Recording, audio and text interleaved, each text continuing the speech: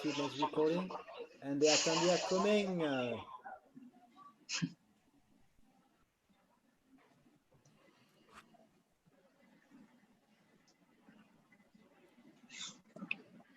But you know what is funny? It's like, as an attendee, you don't know how many people there is. So you can say, oh yeah, we have 500 people.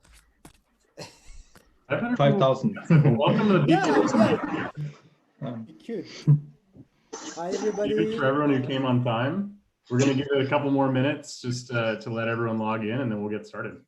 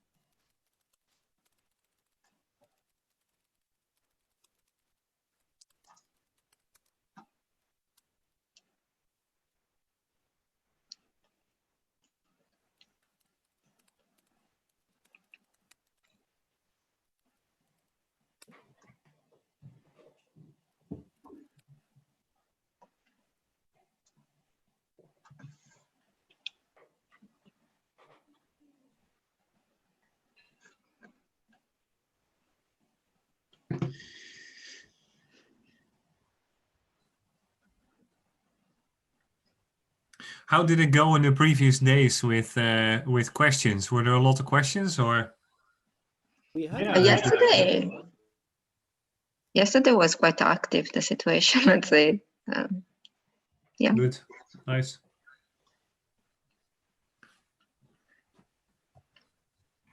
Get your share, no worries.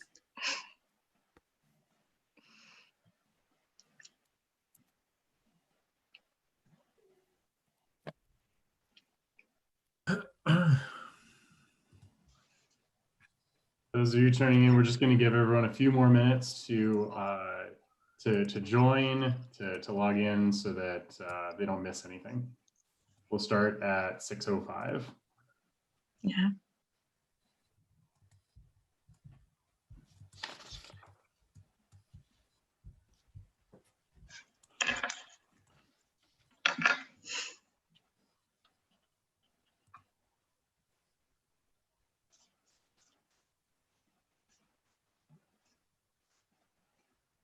I guess that includes our last speaker.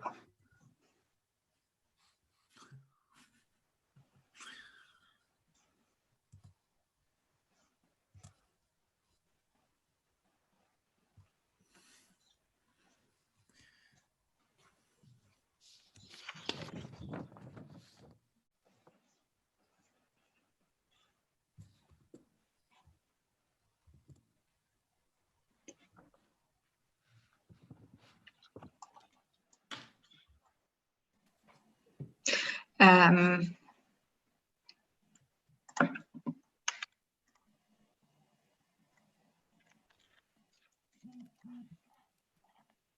was going to ask, while we're waiting for everyone to join us, what is everyone's pint of choice tonight? Well, it's a Dals, the Trondheim beer. I stayed true to my local one. It's a Belgian double. Yeah, I saw you sipping that earlier. That looked pretty good. Yeah, it's very tasty. I hope I'll be sober by the time I'm up. And you? How about? Right now, I'm actually drinking sparkling apple juice. Oh shit! Making my beer, but I do have a beer for later. But I wanted to make sure I stay awake for all of this. Sybil, what have you got? Actually, I'm from. Ah, yes, Richard here. Okay, super. Sorry, I was fixing. Hi, Richard. Thanks for joining us. Glad to be here. Okay, perfect. Hello. What do you have? Hi. And I will be a small player for now. I'm just with a non-alcoholic beer because if I start festival, so I will turn to wine around the session 2. Yeah. I Okay, think it's 6:05. Yeah, and Richard is here. So yeah, let's get started. Welcome everyone to the third night of the virtual Pint of Science 2020. Really excited to see all of you here. This is the third night, so if you're joining us, if you've come for all 3 nights, that's wonderful. If this is your first time, that's also wonderful. We have a lot of great speakers. Tonight's theme is all about climate change and what we can do about it. So it's certainly a pressing topic for this evening. I am Matthew Davidson, a former adventure guide and your host and guide tonight for the adventure of climate change science. Joining me is Thibault. He is the president of Pint of Science Norway and will be helping with the technical aspects of this, and Lavinia, who is going to be facilitating all the questions and answers tonight. For this first session, we will have 3 speakers. The speakers will each give about a 20-minute presentation, and then we will have time for questions and answers after that. We have Jan Ness, who's talking about hot summer days. If you remember that was a couple weeks ago since we had our last one. We have Willem Vanderbilt talking about how to record those hot summer days without melting. And then our last speaker will be Richard Strindbeck talking about how trees know when to go to sleep for the winter if it's not cold. So again, each person will have 20 minutes or so to speak, and then we'll have a sort of panel discussion Q&A afterwards. So during the presentations, please use the Q&A button down at the bottom here to ask your questions or to raise your hand whenever you think of those questions, and then at the end, Lavinia will go through and facilitate those. So I'm going to stop talking. I've been talking a bunch over the last couple of days, so I'm going to have Jan start talking. He's a PhD candidate at NTNU in the Industrial Ecology program. He studies the Paris Accord and sustainable land management and the interaction between the land and the atmosphere. So Jan? Thank you. Okay, I'm just going to start sharing my screen. I am very happy to be invited to speak at this event.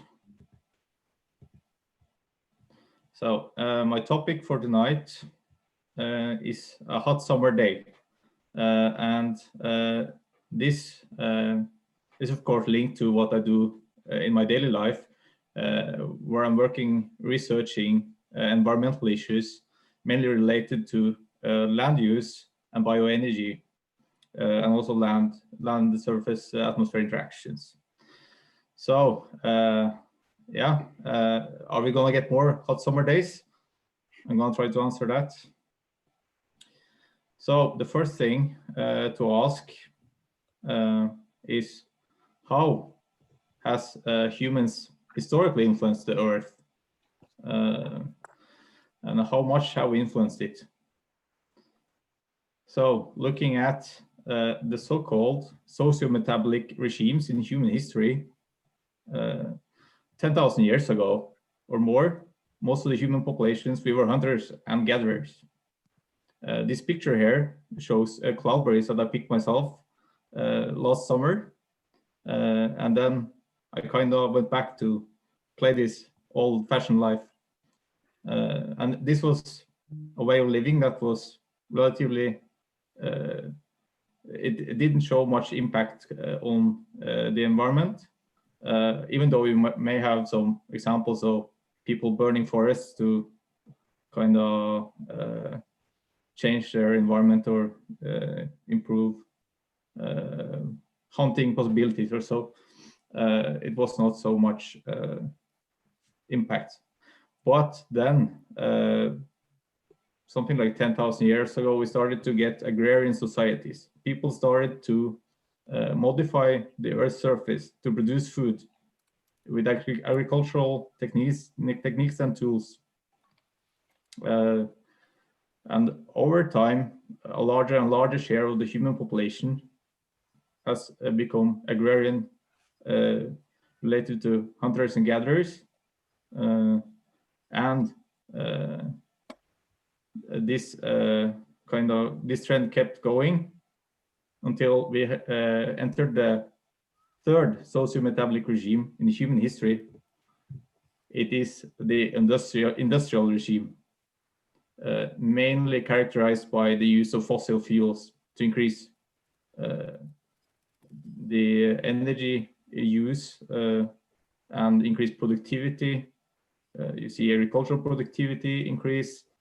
You get urban societies, even though you also had those in the agrarian societies. The potential for urban living is much higher. And for every step here, these three, energy consumption increased by about 10. Energy consumption, especially with fossil fuels, is often related or associated with carbon emissions or other pollutants. And so many scientists now have argued over the last decade or two that we have entered the Anthropocene, where humans have become a driving force on planet Earth. Human activities modify the land surface and the characteristics in general of the Earth. So in this picture, you see Germany, one rural area in Germany where you have both some urban areas, you have some agriculture, and you have some natural vegetation. However, 10,000 years ago, all of this would likely be natural vegetation. So that's a lot of carbon that has been lost to the atmosphere. And it is a lot of natural habitats for biodiversity, which have been converted to croplands. So how does this then, how has humans changed the global land use? Today, only something like 28% is still natural areas, out of which only 9% are untouched forests. 22% are managed forests, which are sometimes harvested for human needs, while almost half is used for agricultural needs. So 12% cropland and 37% pasture, and 1% urban. So urban is still small, but agriculture is a lot. And then looking at the energy use today, or let's say from 1970 to 2018, what I want you to see here is the reliance we have on fossil energy sources. This is a figure from the International Energy Agency. You see that about or more than 3/4 are fossil energy sources taken from fossil fuels, such as coal, oil, or natural gas. You do have some renewables, such as bioenergy, about 10%, and some hydro, nuclear, or wind and solar. So then the question is, how has these human activities influenced the historical temperature of the Earth? Now, if we look at this graph here, it shows changes in temperature from 1850 to 2018.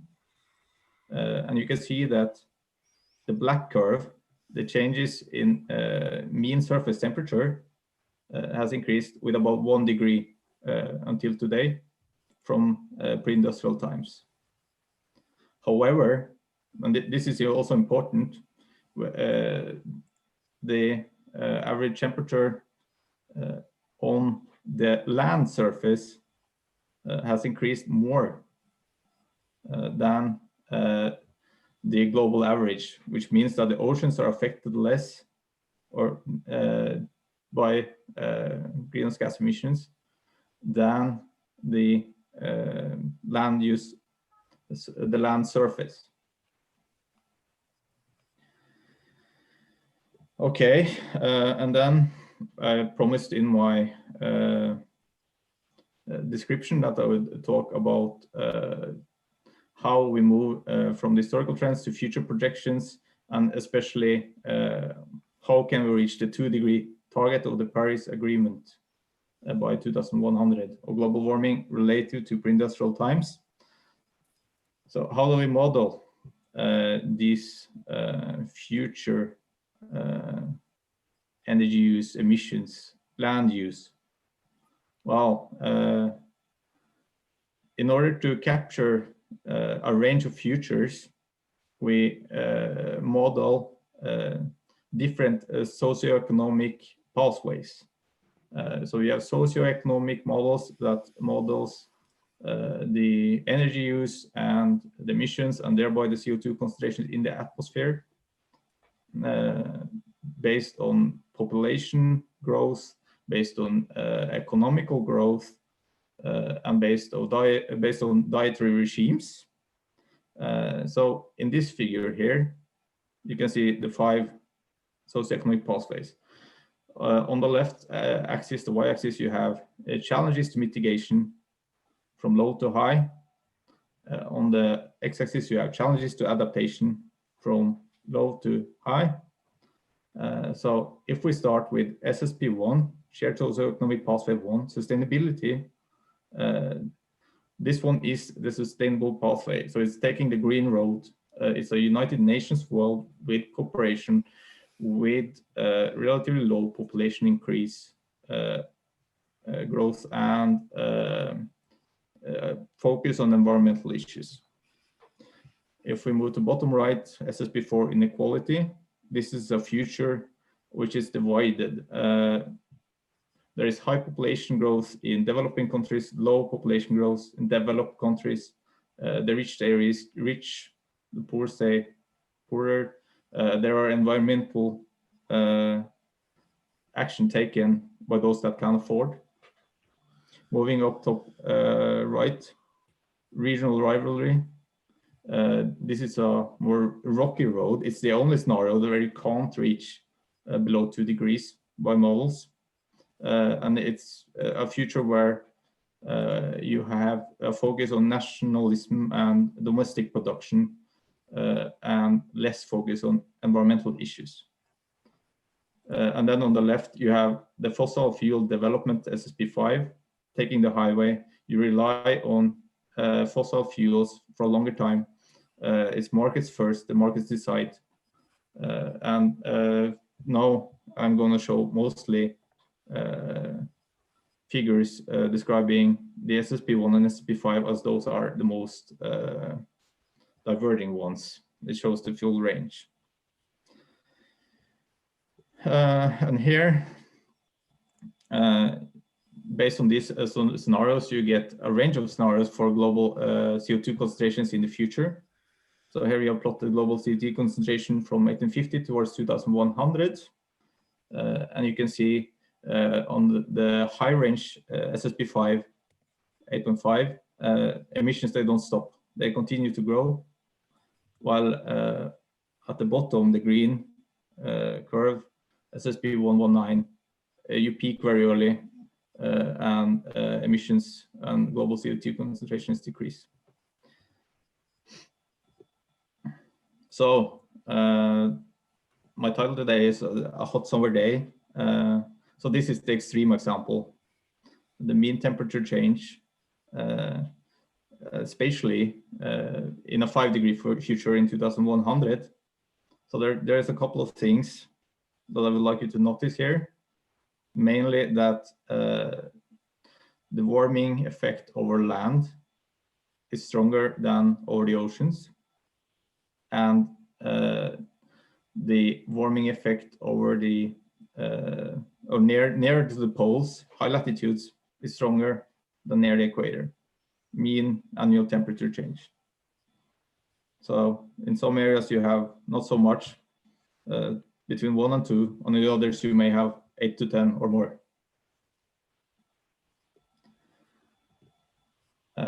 So then the question is, where are we actually heading by 2100 now? Are we going to this 5-degree future I just showed?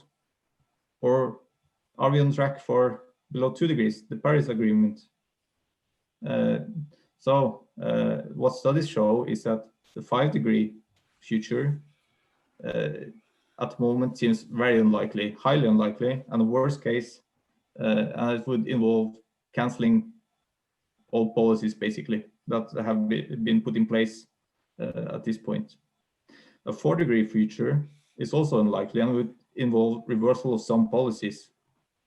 However, at the moment we are heading for a 3-degree world given current policies, but a 2-degree future is still possible with further mitigation policies implemented. So then the rest of my presentation is gonna aim to describe how we can get below 2 degrees in 2100. So first, a personal story here. So last weekend, I was out running, and me and my friend we ran to the top of this hill. This is the biggest ski jump hill in Norway. Not only in Norway, in the whole world. Vikersundbakken. Here you can jump 250 meters. So why am I showing this? Is it because I'm going to complain that I don't want to lose snow days like a regular Norwegian? I don't want to do that, but it's not the main reason. The main reason is the steepness of this curve. It is very steep. And then when I was standing on the top there, I thought, if I ever, or if I should go down this hill, jump this hill with the skis, I would have to be very brave. I would have to be very skilled and precise. And I think it would be really dangerous. So then the question is, how does this relate to emissions? Well, let's look at the two, let's say, the two diverging or extremes in emission pathways that are found in the IPCC assessments. The first one, option A, we don't go ever above 2 degrees. We always stay beneath. So in this curve here, you have CO2 per year, and you start at present day, you start to go down. Already by 2030, you are almost at the half decline, and then you converge towards zero, towards 2100. The other option is to wait, and we continue to rely on fossil fuels. And then we do a really steep curve down here, a very rapid decline of carbon emissions, and we go beneath zero towards 2100. So what does this mean? It means that we rely on negative emissions technologies. What are these technologies?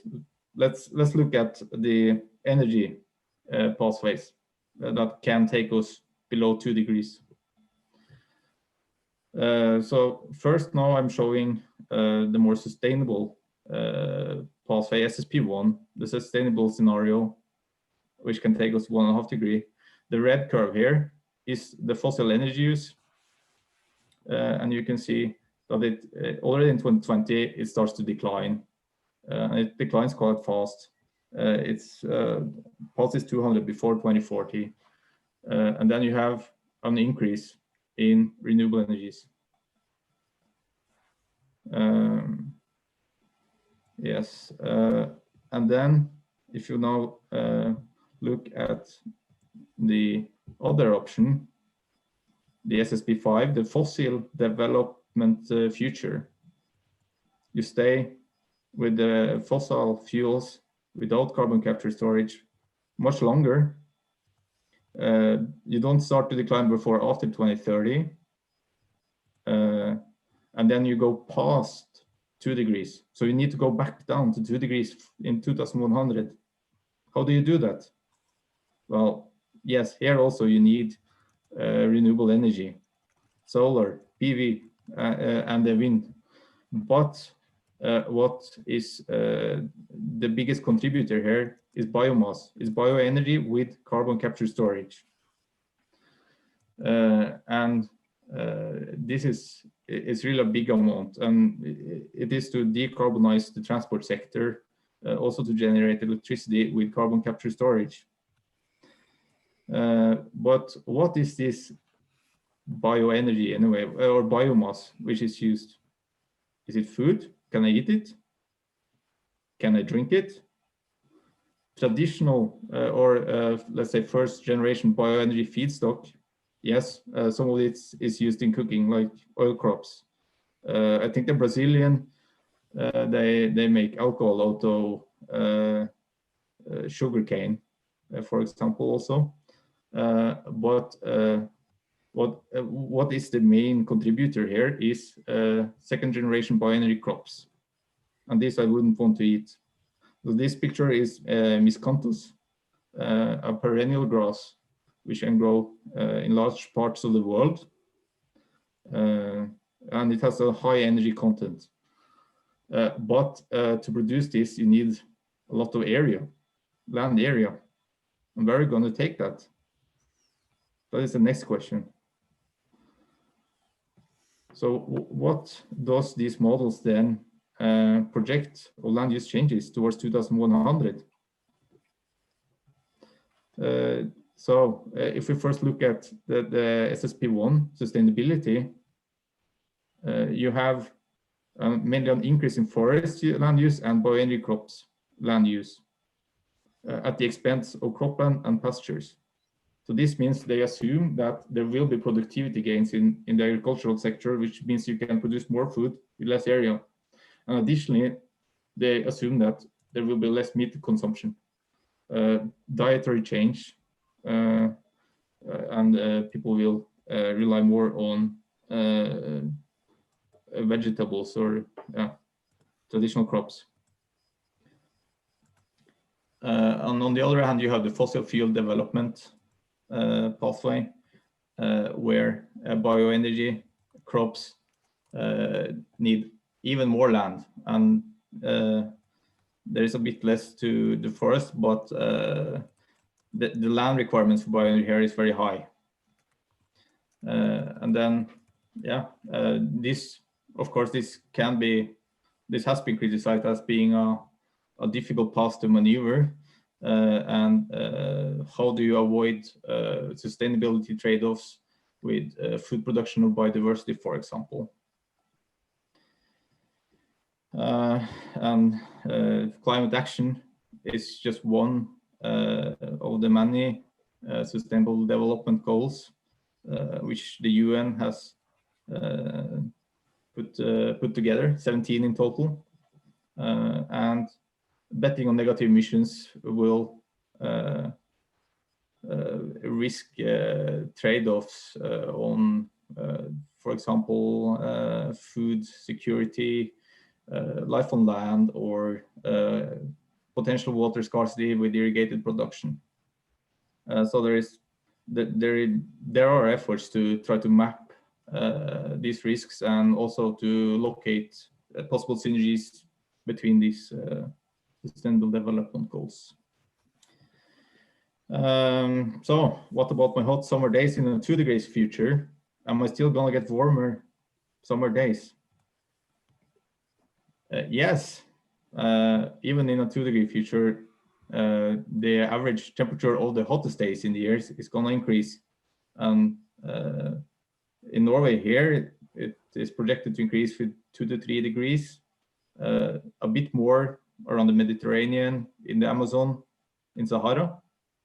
And additionally, there is it is also projected that the amount of hot summer days is going to increase too. So more days will be in the top 10 percentile in terms of temperature. So yeah, summers will be a bit longer and a bit warmer.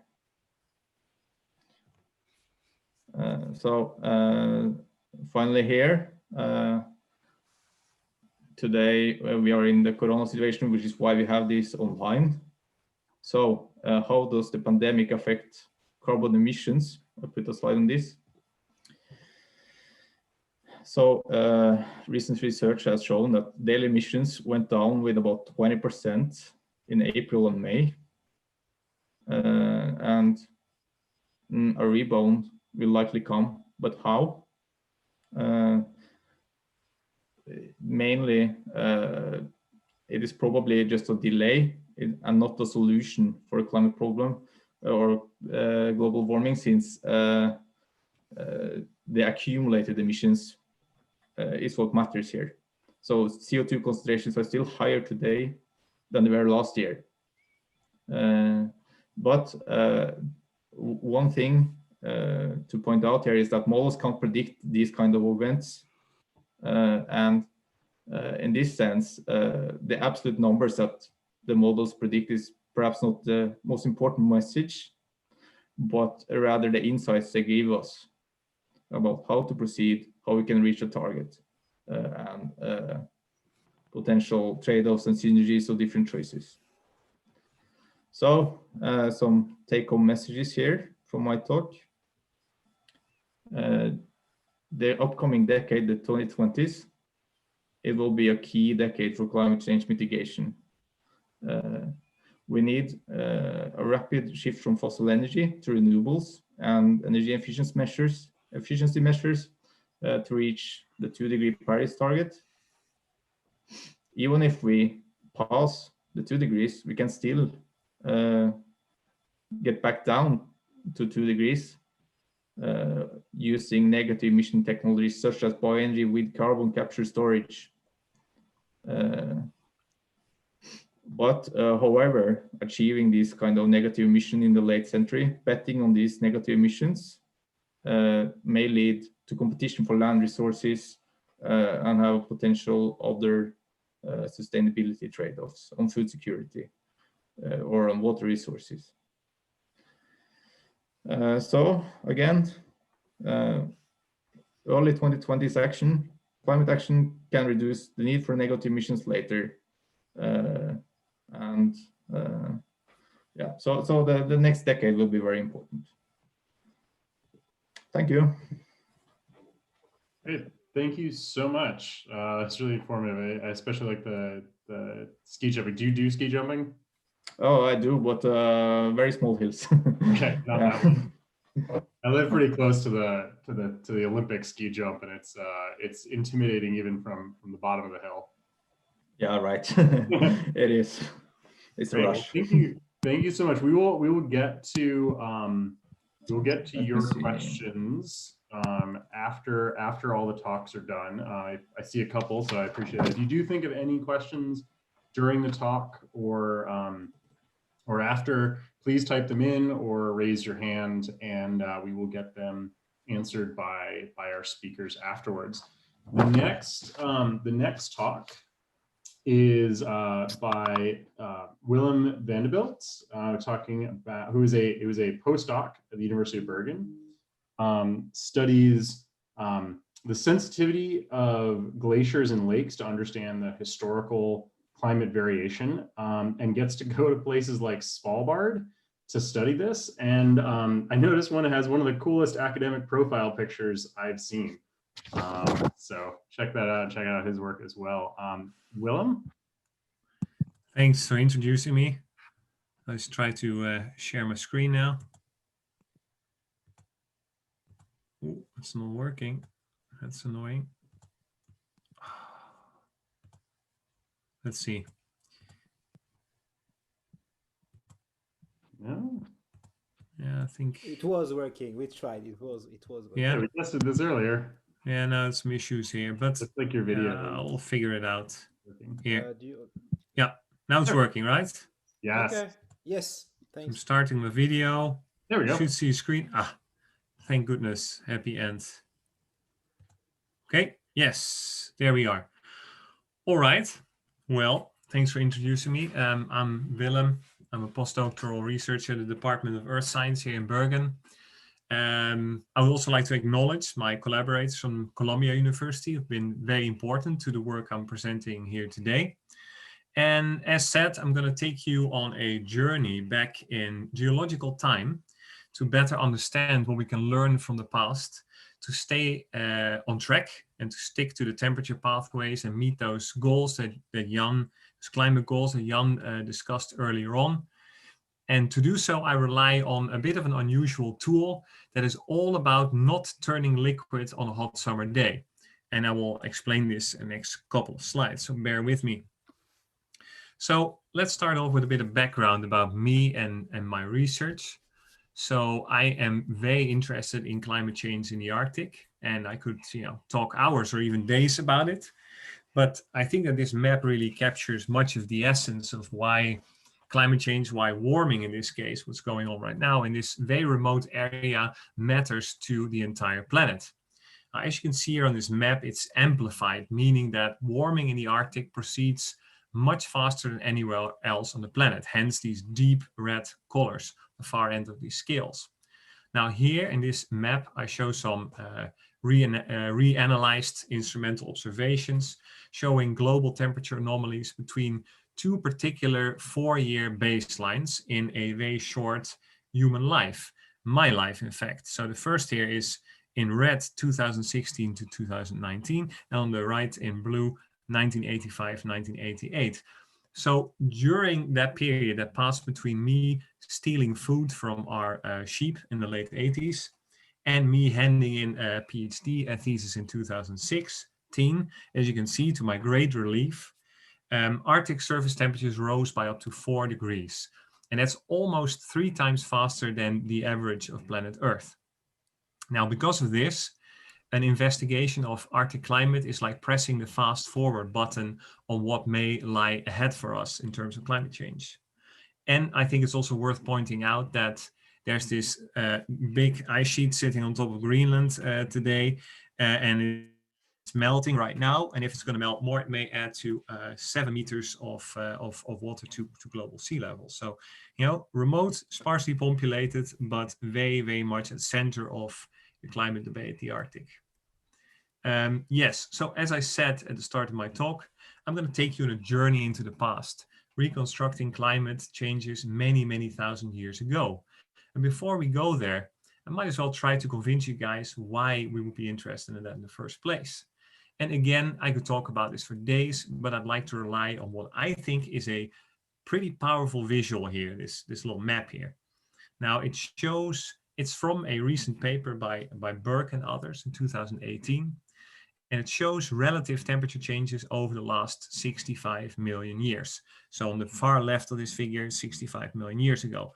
So it's essentially the period that passed since the dinosaurs kicked the bucket. And on to the next 200 years on the far right side of this picture. And you also see this, where we are right now. Yeah, William. Yes. Sorry, we have an issue. There's the right part of the screen. There's like superposition of all the slides. Could you just try to exit full screen and try it again? Yeah. It's better now? No, still the same. We don't have on the right. There's still like it's cropped. So what's the problem? It's like we don't see. Now it's better. I don't know what you did, but now it's better. Yeah, now it's perfect. Okay. Okay, wonderful. So you guys were not able to see the far right on the slide, right? Now, yeah. Okay, now you can. Okay, the point being is that on the far right, you see the next 200 years of climate change. Now, if you put this 65 million time period into perspective, you can see that the geological past offers glimpses into the future when it comes to temperature change. And generally, the further you go back in time, the better these analogs become. So there's real purpose to that cliche of using the past as a key to the future. As you can see, past geological records may hold information about what the future may look like. Now, to derive such information about climate conditions in the past, paleoclimatologists like myself have to rely on geological archives. These are deposits laying down through time, layer by layer, year after year.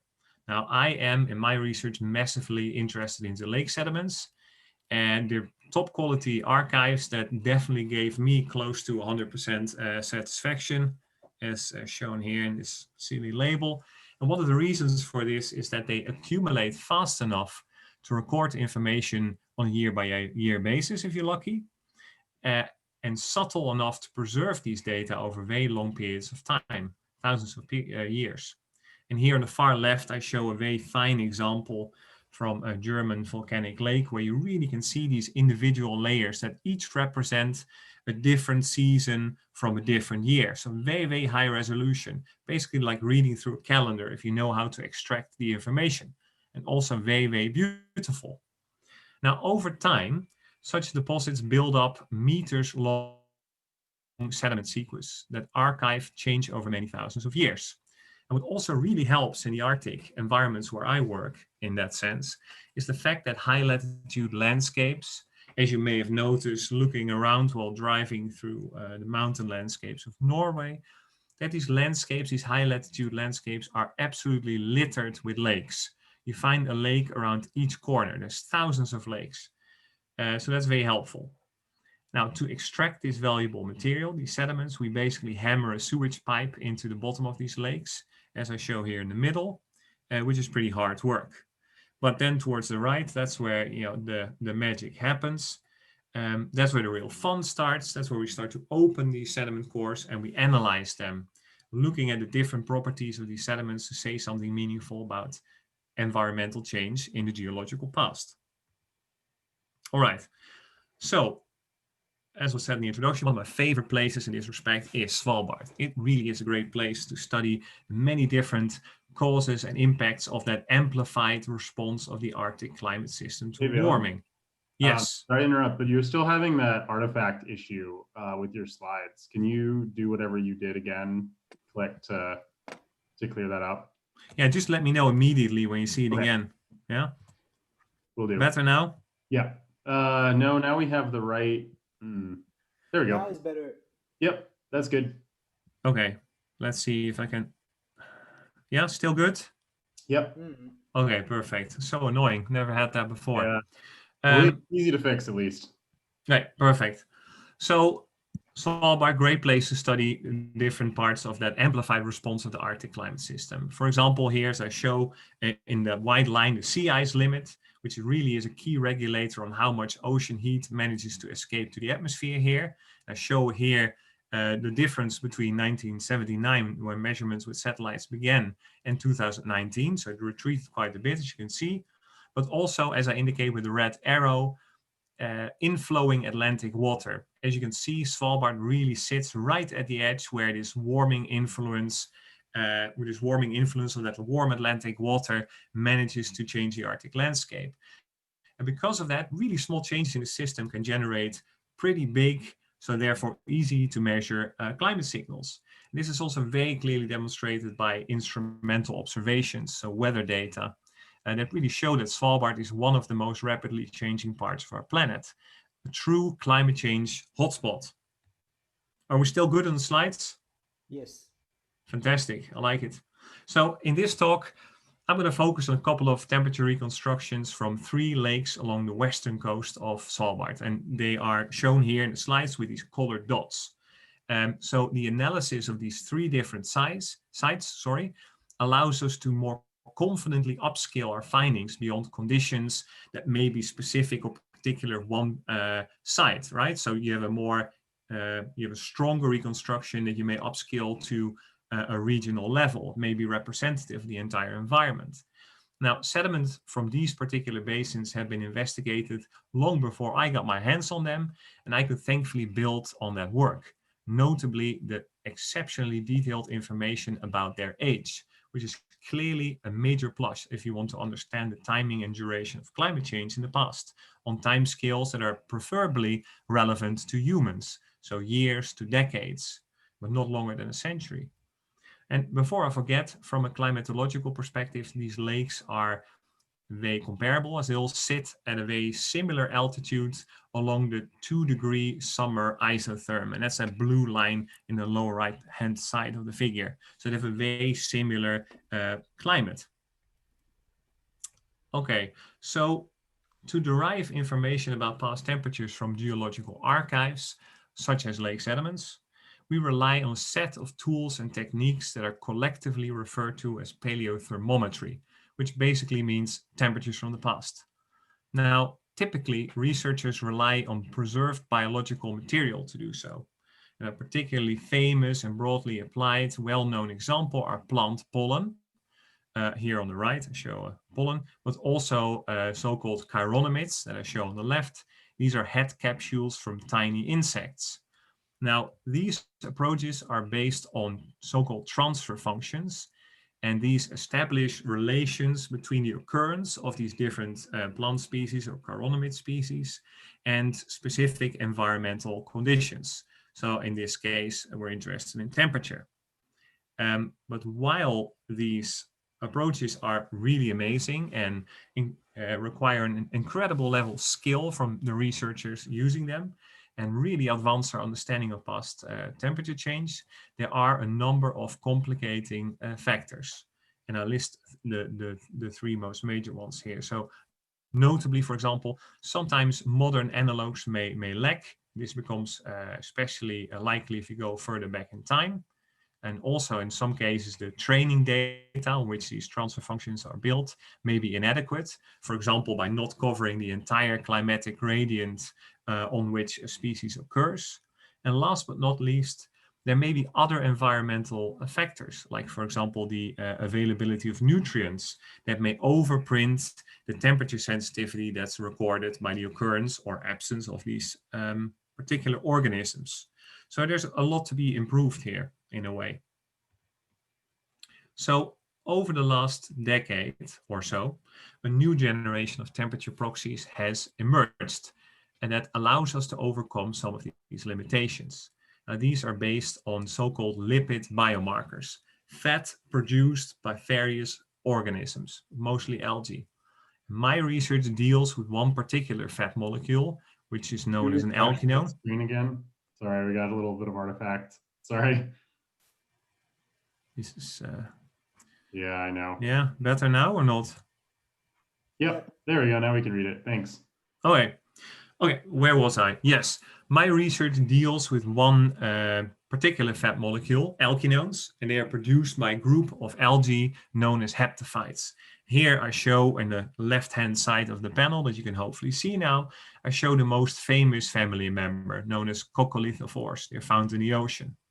Now, the title of this talk actually captures exactly what these algae do when faced with changing environmental temperatures. They break or build double bonds, a process known as saturation, to make sure that the viscosity of their fat stays the same, regardless of the environmental temperature. Because as you can imagine, and as also shown on the right-hand side of the slide, life gets pretty complicated if parts of your body tissue, if parts of your body fat would turn liquid on a hot summer day, because that's exactly what happens with these fats if they don't build or break these double bonds, when they don't saturate these molecules. If the environmental temperature changes, the viscosity of these lipids, of these body fats, changes. And that, of course, is something you can't really deal with as an organism. Now, slide still good? Yes. Yes. Great, okay. Well, we can actually measure the relative proportional or fractional abundance, as it's known, of these alkinone molecules with a different number of double bonds. So as I show here in this little graph on the lower left side, you can have 2, 3, or 4 double bonds. And the ensuing UK 37 index, which is shown here on the lower right, which was already introduced in the 1980s, reflects relative temperature changes captured by that degree of saturation of these molecules. And by the way, the 37 that pops up all the time here stands for the number of carbon atoms in each of these alkinone molecules. They contain 37 carbon atoms. And the exact relationship between temperature conditions and alkinone saturation depends on the species of producing algae.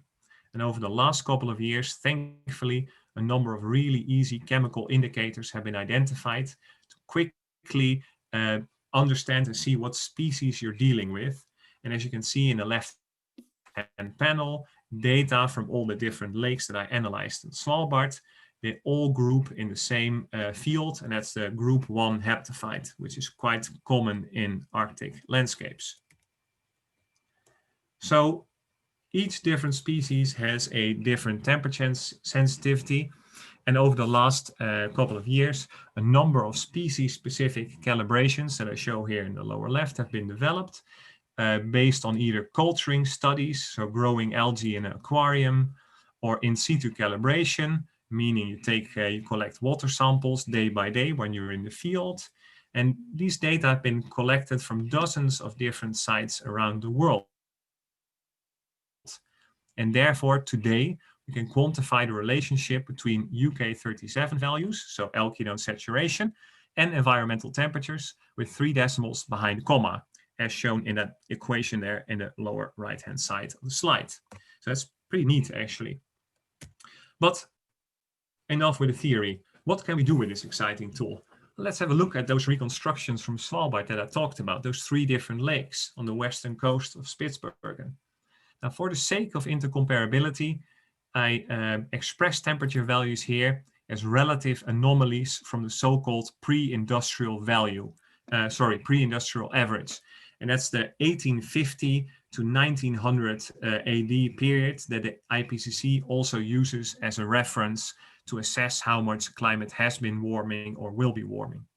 Now, the first thing that most people will notice when looking at this graph, it is a very dynamic period around 9,000 years ago, so-called early Holocene, which was characterized by temperature anomalies between 4 to 8 degrees that rank among the warmest as well as the coldest phases of the entire 12,000 year period that has passed since the end of the last ice age, a period that is known to paleoclimatologists as the Holocene.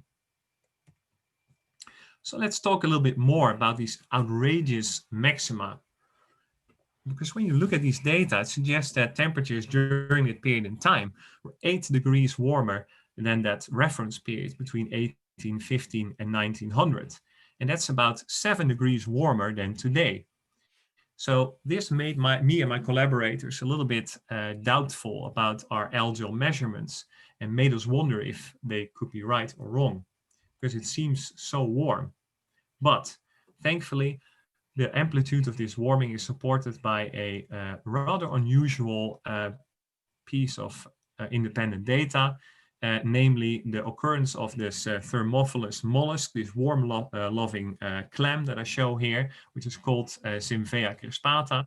And here in the map on the right-hand side, I show a modern August temperature limit of this species in red, which is about 10 degrees. And as you can see, it only occurs about 1,000 kilometers to the south. So it's not occurring on Svalbard today. Now, we calculated the average age distribution of all dated specimens found on the beaches of Svalbard from this time and show with this red little triangle in the graph that the brief occurrence of this warmth-loving species coincides with our peak warming event. And something else that I forgot to mention is that this species requires conditions that are up to 7 degrees warmer than today. So as you can see in the graph, fits really nicely with our algal-based temperature reconstructions. So we have multiple lines of evidence that suggest that surface conditions were quite a bit warmer than today, around 10 to 9,000 years ago. So next question would be, how do these values compare with what we expect for this area in the near future, as predicted by climate models? And could this warm spell maybe offer a glimpse into the future, a glimpse from the past into the future? Now, to answer this question, me and my co-authors compared our reconstructed temperatures to estimates of 21st century warming over Svalbard using output from the same climate models that are used by the IPCC. And they're collectively referred to as CMIP5, as I show here in my slide, for grid cells that overlie our study area. It's a little bit small, but it's that pink rectangle that's placed over our lakes. Now, looking at this analysis, which distinguishes different emission scenarios, and they're referred to by different names as the ones that Jan discussed, but basically the blue one on the left is a high emission scenario, and then towards the right, RCP 2.6 is assumes that we will take significant action. On the far right, you also see in pink the observational record over the past few decades. But the point being is that we show the range of temperatures of temperature change predicted throughout the 21st century for this area of the Arctic, for Svalbard. And we show that some of these warming scenarios are actually on par with what happened 9,000 years ago. So really, this analysis underscores the potential of this past period as a window into near future conditions in this part of the Arctic. But at the same time, I would like to stress two things. First of all, that these findings are not they're not isolated. It agrees with recent data from other areas of the Arctic, like Northeast Greenland. And secondly, I would like to stress that even though the magnitude of warming, so the actual amount of temperature change, may be quite similar to what's going to happen to us in the next 100 years, the actual rates of warming are an order of magnitude lower during the early Holocene. So I'm not saying that we should compare this period to what's going on right now. Warming today is much, much quicker than back during these times. Natural warming is much more slower. Okay, so some context to help understand what might have caused this extreme warming spike. One likely explanation is the increased influx of warm and salt water by the North Atlantic current, and as shown here by the reconstruction, the blue line that records the temperatures of inflowing Atlantic waters into the Arctic. Warming 9,000 years ago coincides with the strengthening of ocean circulation, exporting more tropical heat into the Arctic region, leading to this warming spike. But as I said before, the early Holocene period on Svalbard was also characterized by cold extremes. So you had hot and cold extremes during the same period in time. And at the time, there was one forcing mechanism in particular that could really cool things down substantially. And that was fresh water coming from melting ice sheets that dispersed a layer of light and cold surface water all across the North Atlantic region. At this time, so around 10,000 years ago, there was still quite a bit of ice sitting on top of North America. This big ice sheet is known as the Laurentide ice sheet, and I abbreviate it here in the figures with LIS, and lost a huge volume as it slowly transformed from a dynamic and active ice sheet around 11,000 years ago to a couple of melting remnant domes around 7,000 years ago. And I haven't really highlighted it so well on the map, but the dark black line on the right shows the outline of this ice sheet around 11,000 years ago, and the stippled line shows whatever remained 7,000 years ago. So a lot melted. And this added up to 30 meters of sea level to the global oceans, which is about 4 times more than Greenland currently holds. So it's a lot of water cooling the North Atlantic climate system. Now, the impact of specific freshwater events from this melting ice sheet remains relatively poorly constrained. So we don't know much about it. And that's mainly because available geological records cannot be dated or sampled on the short timescales that these events played out on. So to help you understand this ice sheet was not melting. It was melting slowly but gradually, but the main events and the main sources of fresh water were catastrophic floods that were unleashed behind glacial dams or collapsing ridges. So you had a number of very large events that added enormous amount of fresh water to the ocean at the time. Our records do not suffer from this drawback. We have a very high sampling resolution, and this allows us to capture very short-lived events, up to 10, 20 years. And while this work is still in progress, I would like to show you guys that temperature minima in our reconstructions appear to coincide with outburst floods deriving from specific rivers in Canada, St. Lawrence River, for example, but also the Hudson Strait. And here in my map, I highlight these areas for you with the arrows and corresponding colors. So hopefully we can actually tie specific floods to temperature anomalies thousands of kilometers away on Svalbard. And with that, I would like to conclude for today. So thank you for your attention. Now, I hope to have excited you a little bit about the wondrous world of algal fat and their role in understanding our changing climate by looking at the past.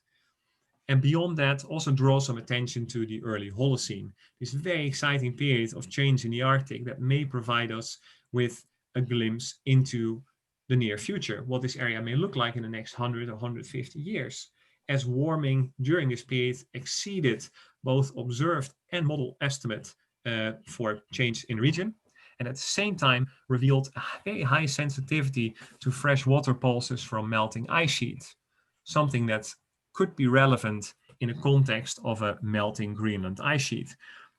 Last thing I want to say is that here you have my email if you want to ask me some questions that are too long for the chat. Follow me on Twitter. And if you really want to dig into the nitty-gritty of this work, then we had a paper out in Geophysical Research Letters last year. Thank you. Great, thank you. That was really interesting. I always love seeing like how different approaches are used to study things, like going to lake core samples to see about climate change. Yesterday we had someone talking about using that to understand the climate that the Vikings lived in. And it's cool to see, like, the same kind of technique but used for a different application. It's always fun to see those kind of things.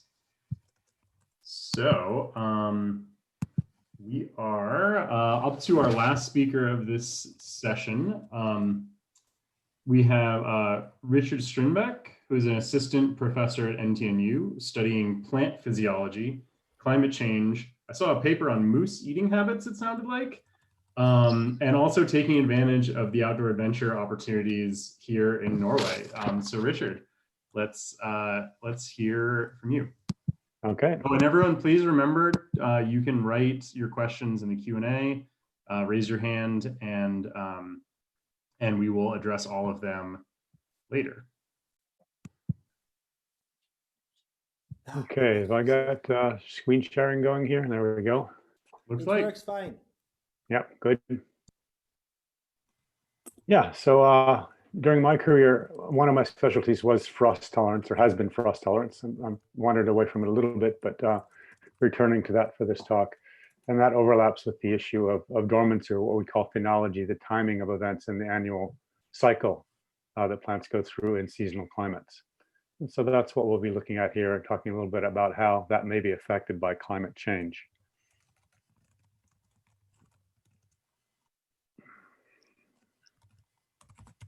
Let me get to my controls here somehow. Sorry about the delay here.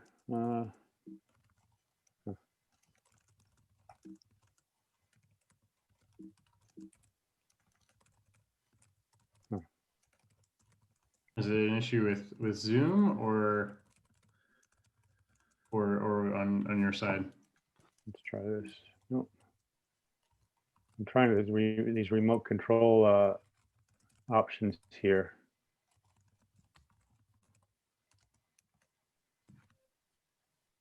Okay. I can't change slides is the problem that I'm having. Oh, no.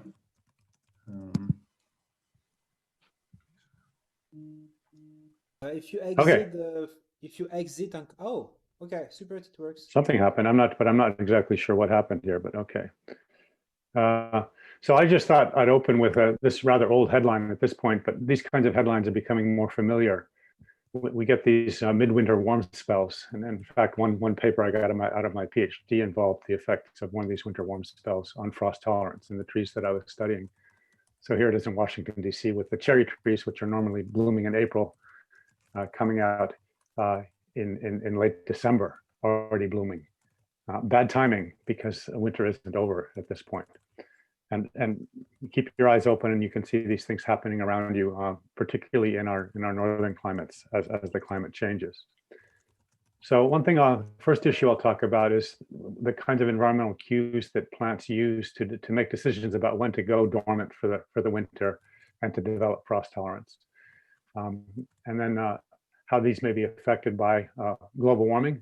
There's a lot that we don't know about that, and we'll finish with an extreme outcome. So this is one of my teaching slides that talks about the environmental cues that are involved in different parts of the plant life cycle. We won't go over into detail, but the little thermometer represents temperature. So temperature, for example, affects seed germination. The happy sun represents light in some way, usually the day length or the night length. This is often the more important cue. And the globe represents gravity, which we won't be talking about now, but does affect how a plant gets oriented in the world as well. So we can see that there are a couple of things going on in there: seed germination, dormancy, flowering, that are affected by both day length and temperature. And so they're going to use these cues to decide when to do these things, when to flower, when to go dormant, or when to resume growth in the springtime, to break dormancy. And the temperature and light information is probably the most important cues. And ideally then for plants, because they can't move around, they can't migrate, as some animals do, these responses should be fairly well fine-tuned to the local environment. But we see also there needs to be some flexibility in there as well. And they often have to anticipate. And so we often see plants getting ready for winter, or at least beginning the first phases of dormancy in late summer already, long before things get cold, because these processes take some time, particularly developing buds that are going to get the plant through the winter. Now we got to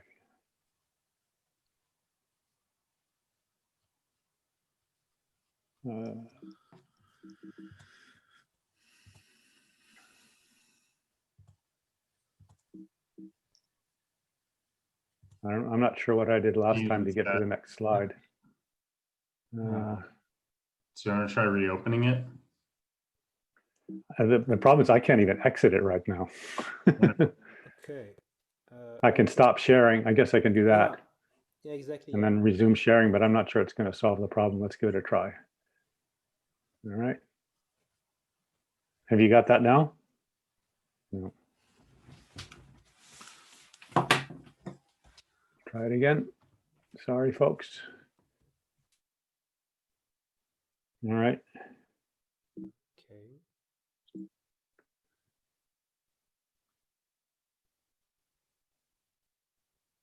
I can do the cues within slides, and I get the next slide. Okay.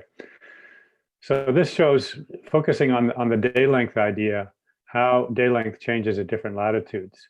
And so 50 is very roughly Oslo, and 60 in green here is very roughly Trondheim, and 70 is very roughly Tromsø here in Norway. And at the equinoxes, these lines cross. Everybody globally has sort of in general theory, a 12-hour day and a 12-hour night. And then we get these midnight sun up here in Tromsø. And so if day length is going to be an important cue for plants to decide when to begin to develop dormancy, it's going to matter a lot where in this range of latitude they are.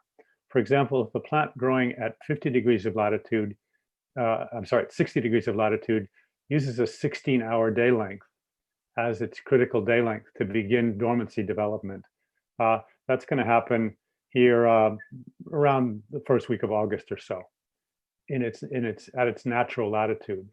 And we do experiments where we take seeds from plants growing at different latitudes and plant them in common gardens or at different latitudes to see how this is affected. So if we were to move that plant or seeds from that plant up to Tromsø, it's not going to begin dormancy development for something like 3 weeks later, which may be a little bit too late in the game, given that the process takes time. And if we were to go the other way and move it down to Oslo, it would be starting way too early, and it might be missing out on a critical part of the growing season. So moving them one way or the other can result in bad timing. And one possible consequence of this is that if the frost tolerance isn't developed soon enough, you can get the winter injury that was the main subject of my PhD work some years ago here in a North American species called red spruce. Okay. And so day length is a very common cue for things, not only the dormancy development, but flowering is another example. And this is classic plant physiology. And this is a series of experiments that show it's really not the day length that triggers it. And here we've got, say, an 8-hour day and a 16-hour night, but the night length. And so we can manipulate the cycles in a greenhouse that plants go through, and we can do a shortened day here and a more than 24-hour day down here. And we see that only when the night length exceeds some threshold level, say 16 hours, does our short day plant get the signal and go into flowering. And our long day plant has the opposite response. So if we break up the night with a period of light in the middle of the night, that disturbs that. And again, they won't flower. So they're looking for a continuous period of darkness, and it's night length that acts as the actual signal in these types of responses. Another signal then is the temperature signal, and plants are going to use have a chilling requirement for full dormancy development, but also to begin the process of breaking dormancy. So here we're looking at, you can go outside and cut some branches off a birch tree and bring them into the greenhouse and try to force the buds to open. And essentially during the long day period, during summer conditions, they'll just keep growing when you bring them into the greenhouse. But if you then expose them to short days experimentally or wait until the days are short outside, they very quickly begin to go into a phase where no matter what you do, no matter how nice you treat them, they will not open. The buds are developed and they will not open. And we call that endodormancy. Buds won't even open even in ideal conditions. And they stay in that state for several weeks here. And only when we also add low temperatures, usually in the range of 0 to 10 degrees Celsius, do we see them going from the endodormant phase into an ecodormant phase, where they're ready to open, but they're waiting for the right signal. They're waiting for springtime. They're waiting for the right signal to open. And so this blue line shows that bud burst response. And after a couple of weeks of chilling temperatures, of cool temperatures, they're already beginning to come out of endodormancy and go into ecodormancy. And again, we're taking them into the greenhouse to get these buds to open. The pink line we'll get to in just a minute here. So what we're really talking about is it needs to be cold enough for long enough to ensure that not winter is over, but that winter is underway. And once winter's fully established, the plant is simply waiting for things to get warm enough in the springtime to begin growing again. And so what we can call this the ecodormancy, also standby mode, ready to go, but waiting for the right signal. And so this kind of thing also applies to seed germination, flowering in many species as well. And so the next phase would be that getting warm again part. And I'm not going to try to fully interpret this graph from a Norwegian plant physiologist, Ulla Heide. But the idea is that it has to be warm enough now for long enough after the chilling requirement is filled, only after it's been cold enough for long enough to get the signal to break bud. And this is then the results of experiments that use different conditions to try to see how long it has to be warm and how much it has to be warm in order for these plants to resume growth. So they're sort of assuming, our plants are assuming that when the temperature rises above some threshold temperature for a certain amount of time, that's springtime, that spring has begun and that trend will continue. This is again anticipatory. You want to get your buds open early to take full advantage of the growing season. And so you need to be somewhat sensitive. And it turns out that species from colder environments require less heat to trigger growth, because in a place like, say, Canada or Siberia, spring is traditionally very reliable. When it starts to get warm, it keeps getting warm after a long cold winter. And so they're kind of hair triggered in that way. And so they might be more easily fooled by warm conditions in the middle of the winter. This can be reset by return to cold if it's interrupted, if the warming is interrupted early enough in that process to stop them from overreacting, you might say. Okay, and cold acclimation is also dependent on low temperature. It often begins with the short days, but it also requires low temperature to occur. Again, we won't go into the details here. This is my own data, but it shows that as the temperature here in the middle starts to get cold, our estimates of frost tolerance also begin to decrease, particularly when we start seeing below freezing temperatures here. We've got two very different species here, one that's just super frost tolerant that can survive liquid nitrogen at -196, and a coastal species that remains somewhat temperature sensitive through the winter. And so returning to the pink line here, what we see is that frost tolerance development, freezing tolerance quantified in degrees here. The LT50, how cold it has to be for about 50% depth. Stays pretty level until we've had a couple of weeks of short days, and then frost tolerance begins to increase. But it starts to level off until we get some cold temperatures again. And then it climbs steeply to, in the case of birch, being able to tolerate temperatures of -70 or colder. If we don't have that chilling requirement, even for these 7 weeks, then we're not getting any increase in frost tolerance. So frost tolerance also requires a temperature signal. Okay, and so this is a little bit of a summary here. Photoperiod can put our trees into endodormancy and partial frost tolerance. Then we move on to the chilling requirement, which can put the buds now in standby mode, but increase frost tolerance. And so those two are somewhat unlinked. The plants can be, in effect, sort of losing dormancy or going into standby at the same time that they're getting more frost tolerant.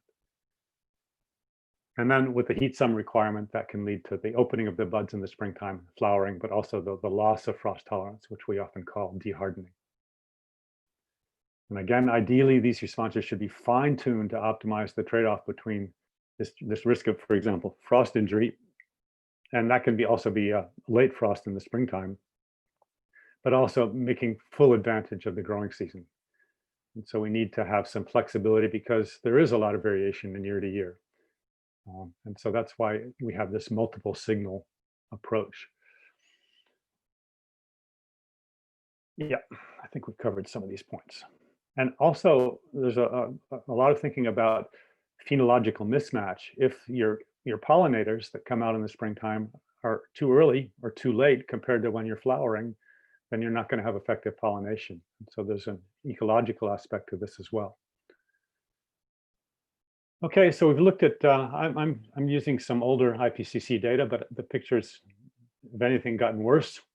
We've looked at various scenarios from Jan and from Willem that do focus on the idea that warming the Arctic, particularly in the winter, is going to be most severe, with some changes in precipitation as well.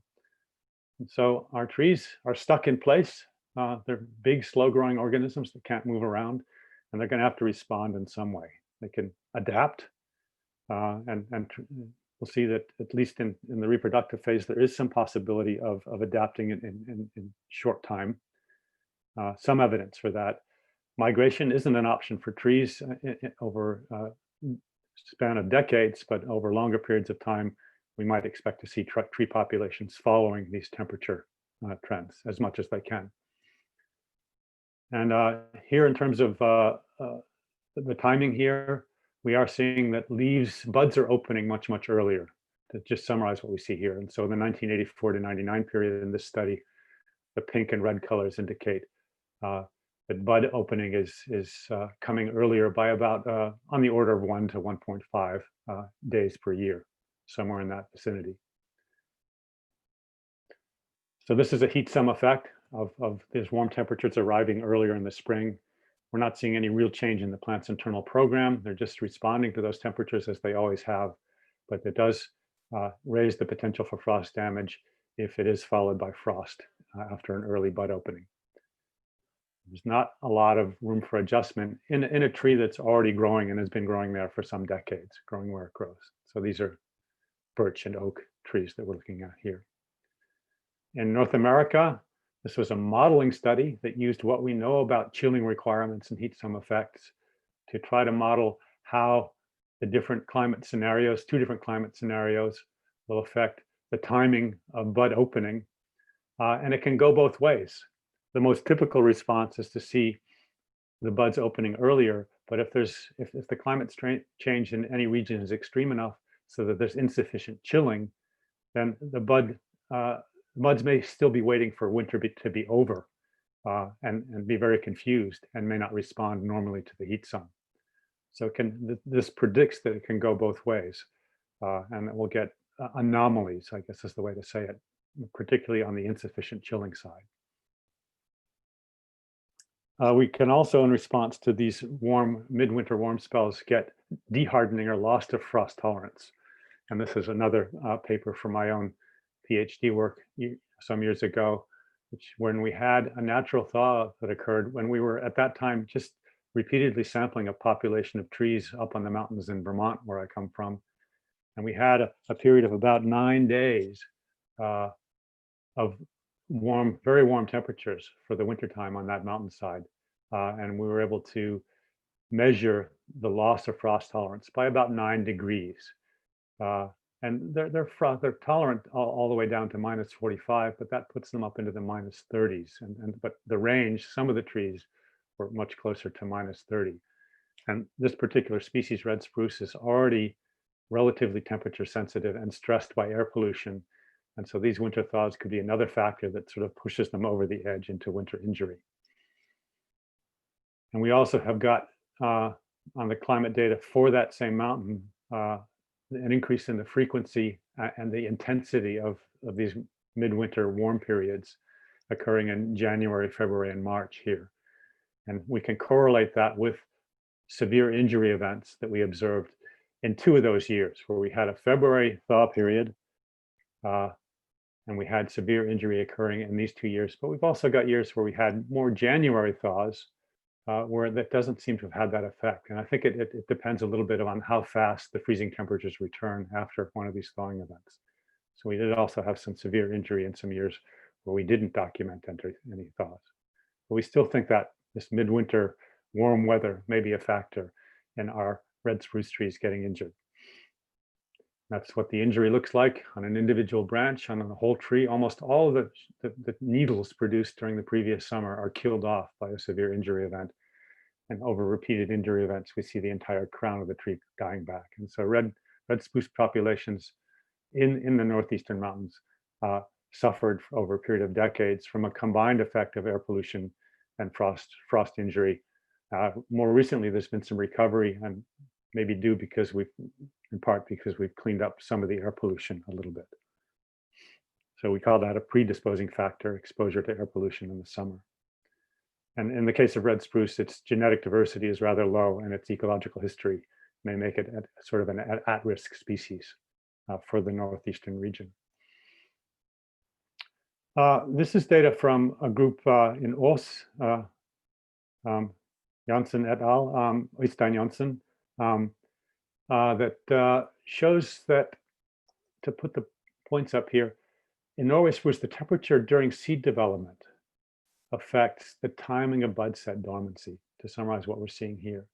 So if we give the mother of the seeds temperature treatments, and then look at the timing of bud set and frost tolerance in the offspring grown from the seeds that are developing under these new conditions, there seems to be some capacity for adjustment in a single generation. So for us biologists, this used to be heresy. This would look like a Lamarckian evolution, inheritance of acquired characteristics. But we now understand that there are epigenetic mechanisms that can allow organisms to fine-tune the functional genomics, the control of the genes, to allow some flexibility. So this gives us some hope that at least some species have the flexibility to, not for the mother plant, but for the next generation, to adapt to the kinds of changes that are happening in our world today, even in trees. This is for Norway spruce. But it's probably quite limited. And as we start talking about these 5 degrees Celsius changes, then we're probably going to have to resort more to migration to deal with the challenges of climate change. Okay, so to look back, and Jan did a little bit of it, both Jan and Willem did a little bit of looking back. This may be a little bit dated as well, but these are some reconstructions of what Europe looked like at different stages during glacial retreat. And for a botanist going back in time to visit these areas, all of the plants would be familiar. If you knew the flora of Europe today fairly well, you'd be able to go out there and say, oh yeah, okay, I know that grass, I know that tree. But the mixtures, the assemblies would be very weird. And so what we're seeing is plants migrating back into Europe from where they hung out during the glacial maximum in the refugia, and each migrating at its own pace and finding its way sort of back home for the interglacial period.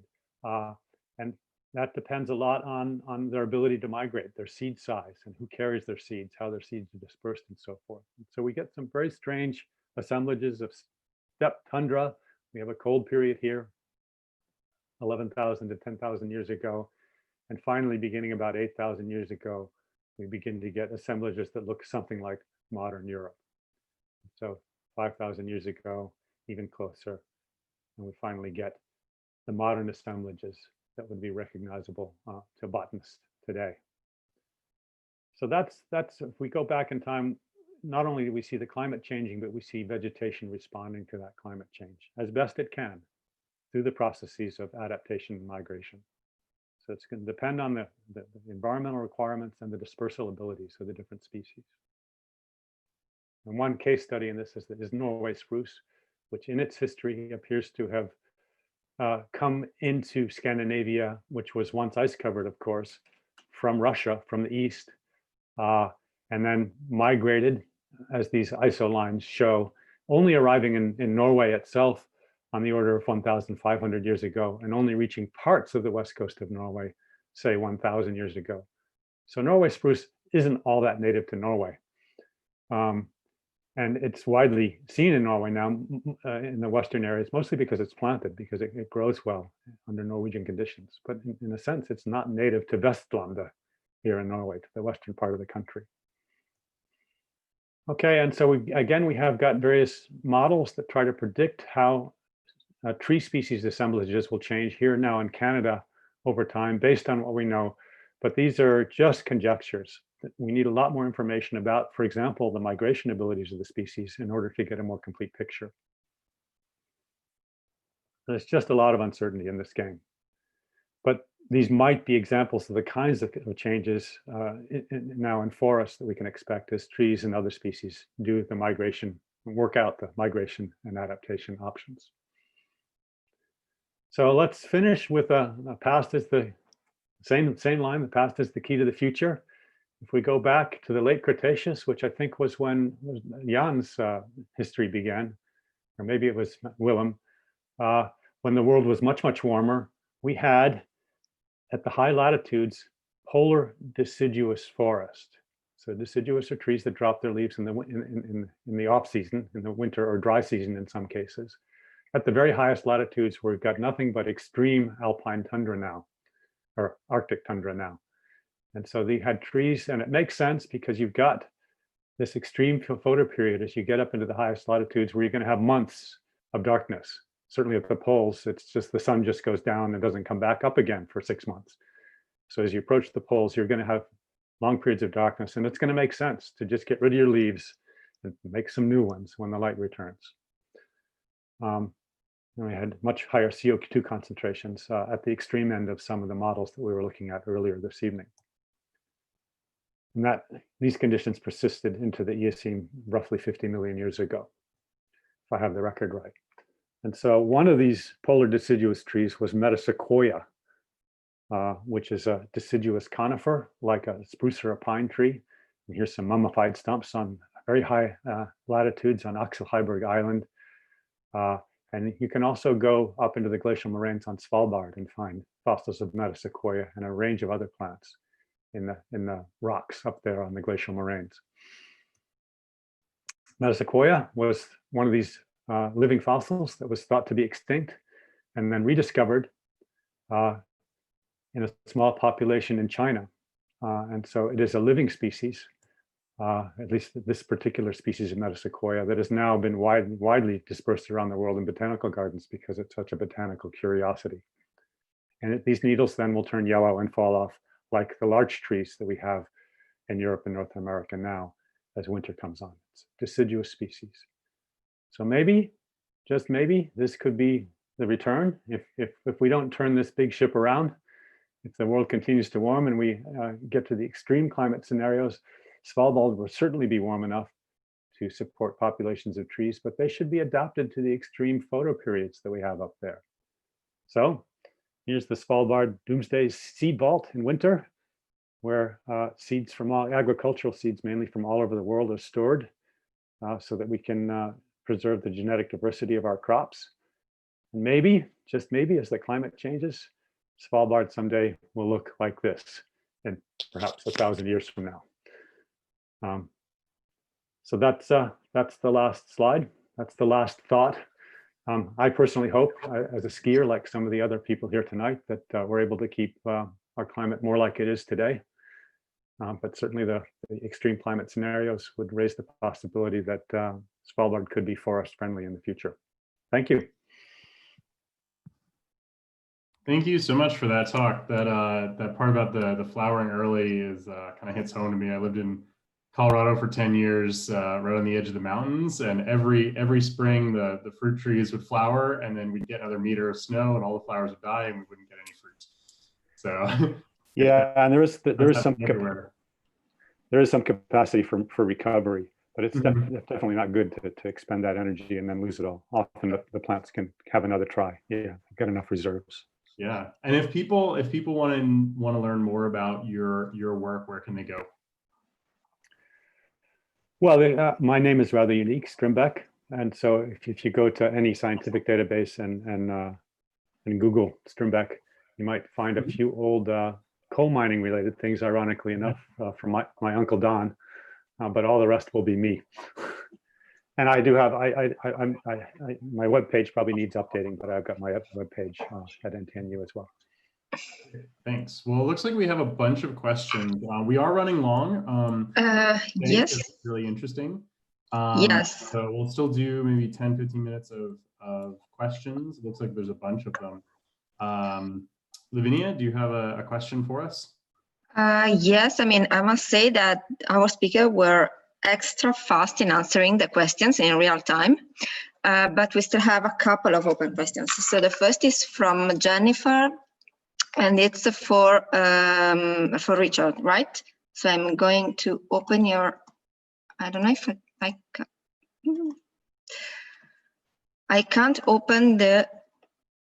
I started typing an answer, but if I can go back to answer live somehow. You can now. Okay, yeah, I can now. Yeah. Okay, perfect. So, Jennifer. Hi, I thought that your talk was fantastic. You mentioned that it would be helpful to know about the migration kind of time period of different plants, and I was wondering if there are any experiments that can be done to determine this, or if it's more of an observation.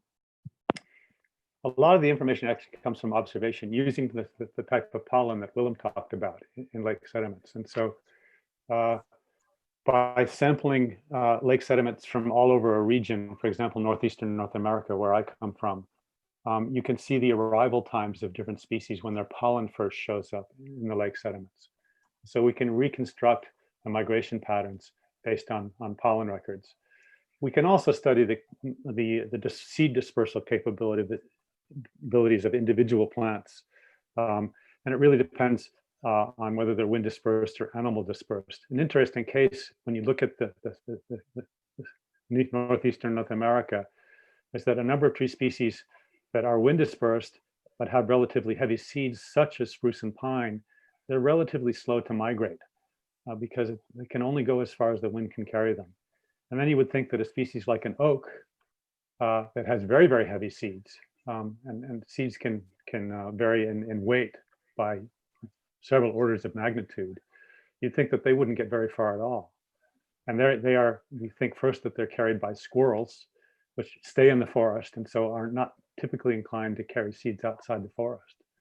But they're also carried by jays, nutcrackers, and blue jays, and they can pick them up and fly off into the distance and plant an oak seed. And so it turns out that oak was a relatively rapid moving species in the ecological recovery of North America from glaciation. So I hope that answers your question. Yes, thank you. Thank you. And the second question was actually from you, Richard, right? For William. Yes, and so it surprises me that lipids would be stable for 10,000 years in lake sediments. Is that true? Willem, are you there? I don't know if William can hear us. His microphone is off. It's off, yeah. I'm not sure. A little noise in the background. Okay. Maybe we can. I know the We can DNA. try later, maybe. Yeah, Mm. I know the DNA can be recovered often in fragments from even further back in time, but I'm curious about the stability of lipids. But okay. Well, while we're trying to see about that, I actually had a question for all of you about just sort of what can we attribute to climate change? You know, every time there's extreme weather like a hurricane or tornado or just like, you know, wild temperature shifts, it sounds like, oh, this is climate change. This is an example. Or, you know, like you're talking about like early blooming or whatever. What of these things can we actually say are a result of climate change? Maybe I can say something. If you have one individual event, I wouldn't necessarily contribute this to climate change. But when you have repeatedly this kind of extreme events, then you can contribute it to climate change. So if you repeatedly see we get more and more hurricanes, they are stronger and stronger and stronger, or you get new temperature records repeatedly, climate change. Otherwise, could be weather. Yeah, my understanding, by the way, is that the climate models are not only just predicting global average temperatures, but they are modeling circulation of the atmosphere. And I think that the climate models do predict more extreme weather events, like more bigger hurricanes and things like that. And so they're not saying exactly when those or where those hurricanes are going to occur, but they're saying that according to the models, there should be or there will be more, and that's happening. And so we can say that the trends are due to global warming and global change, about as Jan said, not individual events. Right. Yeah, exactly. Did you want to say some more? I'm done. Linnea, do we have another question? No, we have no questions and no hands, so. Great. Maybe I can elaborate a little bit on other negative emission technologies, because I didn't put it in the slide. I answered in text, but there are other negative emission technologies than afforestation and bioenergy with carbon capture and storage, which may contribute to negative emissions in the future, such as biochar, for example, or ocean fertilization, so increasing the carbon uptake in the ocean. But there was a specific question related to direct air capture of carbon. And I think this is a very timely question, because just 2 weeks ago, basically for the first time, this technology was included in an integrated assessment in a socioeconomic model into the future to assess its potential to deliver negative emissions. And they show that this does indeed have a potential to contribute if the right incentives for it is in place, and that it is less land use intensive, much less land use intensive than bioenergy, but still that requires some water. So yeah, this could be an important finding. I'll just add to that, which is that there seems to be a lot of interest in sort of growing trees as a way of capturing carbon. And the problem there is that trees get old and die, and then they rot away, and that carbon goes back to the atmosphere. But what can happen with reforestation or restoration of natural ecosystems is that carbon can accumulate in the soil. And so that carbon that as the trees rot, that ends up being mixed into the soil or adding layers to the soil, that's the real promise for using nature for carbon storage, is to get those soil storage processes going again. Yeah, another very important point, Richard, there. So increasing soil carbon is also another very good way to capture some carbon from the atmosphere. Great. All right. Well, thank you so much to our speakers, to our other volunteers, and to all of you for coming. We're going to take about a 20-minute break, and then we'll be back with another 2 speakers talking about climate change. What can we do to fight climate change, and how to design a climate-friendly society. Sorry, I just got distracted. So yeah, stick around. We're going to keep the stream running, and go refresh your beverage, go grab a snack, go find a more comfy spot on the couch, and we will be back soon.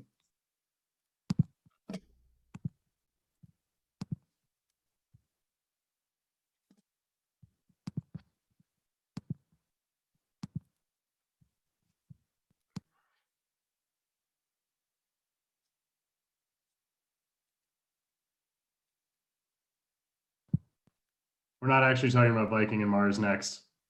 We're talking about more climate change.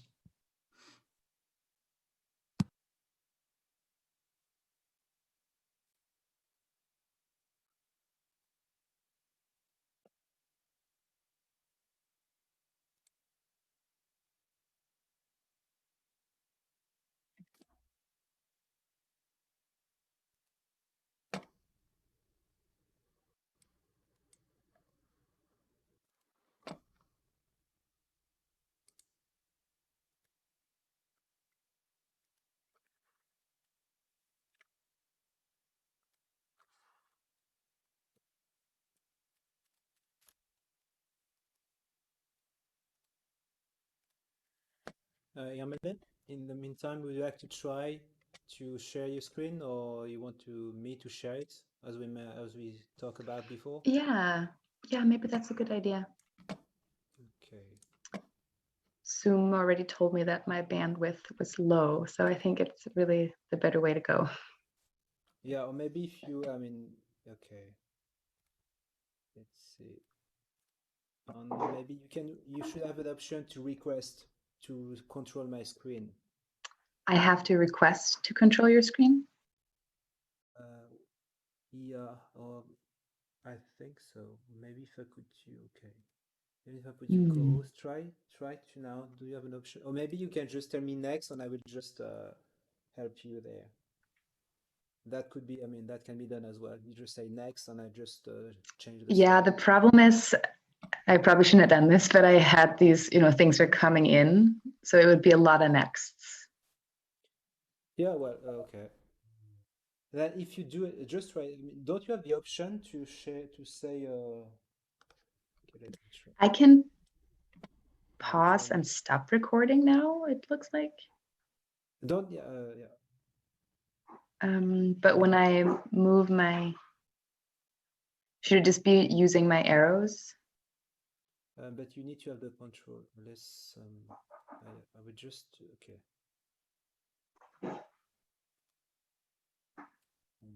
Let's try it again.